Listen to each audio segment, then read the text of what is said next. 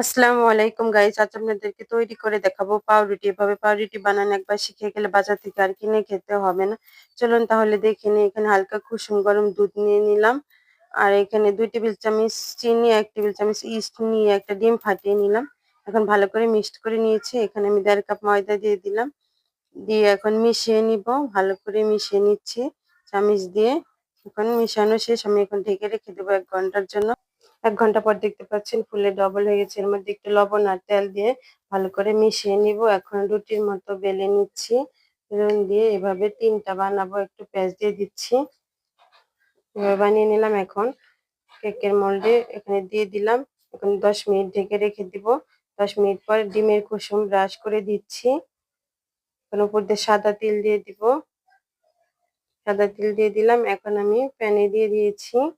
চুলায় লো হিটে দেখতে পাচ্ছেন হয়ে গেছে আমার, নামিয়ে নিচ্ছি। দেখতে পাচ্ছেন কত সুন্দর হয়েছে, নরম। এখন আমি আপনাদের কেটে দেখাচ্ছি। সবগুলো কেটে নিচ্ছি। খুব সহজেই বানিয়ে নিলাম এতগুলো। আমার এই পাউরুটি বানানো কেমন লাগলো অবশ্যই কমেন্টে জানাবেন। ভালো লেগে থাকলে অবশ্যই লাইক, কমেন্ট, শেয়ার করে দিবেন। আল্লাহ হাফেজ।